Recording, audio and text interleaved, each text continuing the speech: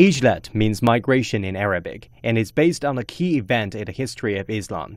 In 622 AD, when Muslims were being persecuted, Muhammad was forced to lead his followers on a migration from Mecca to Medina. This allowed them to build up their strength and lay the foundation for the ultimate conquest of Mecca. This historical event is known as the Ijrat.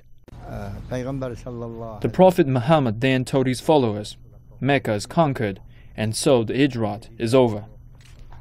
This historical event has been distorted by the terrorists and redefined as the fighting for what's right. They had combined it with jihad, which originally advocated people overcoming their desires to create the so-called jihadi migration. The Ijrat as performed by some people is not the real Ijrat. There's even no Ijrat in the merits of Islam. But the distorted doctrine has encouraged some people to stray from the spiritual path advocated by the original doctrine. If you have something on your mind that you don't understand fully, you can ask. This is a recent religious understanding meeting held at the first prison of Xinjiang. The 17 prisoners have been imprisoned for secessionist activities or organizing, leading, and participating in terrorist organizations. I have a question that has been troubling me for a long time. I can read the Quran, but I don't understand it. Could you explain to me the meaning of a word?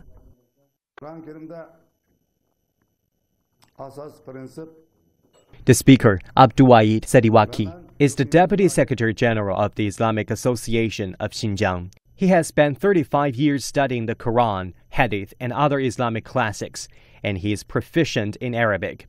He has addressed more than 100 religious understanding meetings like this and has conducted extensive research on the causes of crime and ideological trends of inmates in violent terrorist cases.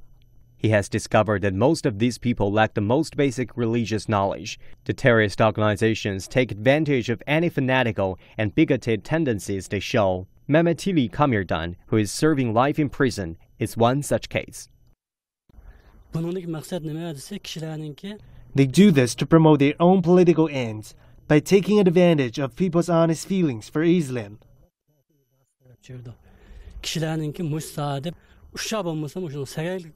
So we have to be careful, or we can easily be led astray. Yang Shu, director of the Institute of Central Asian Studies at Lanzhou University, has been studying the characteristics and patterns of international terrorism for 20 years. According to him, the reason why terrorist organizations act in the name of religion is not complicated. It's the simplest but most effective way to motivate people. You are copying the actions of the Prophet, but of course, it's distorted imitation. The Prophet did not advocate, never advocated violence.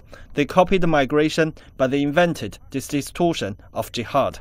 Yang Shu argues that tampering with doctrine is a common ploy used by terrorist organizations in recruiting.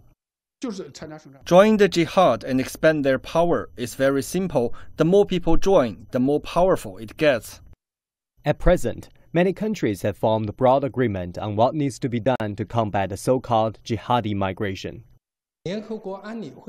The UN Security Council passed a resolution last year demanding that all member countries take all possible measures to prevent domestic extremists or terrorists from traveling abroad to participate in violent terrorist activities. Sources say that the international community has begun taking legal steps to combat the dissemination of extremist ideas. As for activities like spreading extremist ideas, including on the internet, this was maybe a very weak point in many countries' anti-terrorism laws. Now these activities are also covered by the related laws on extremism.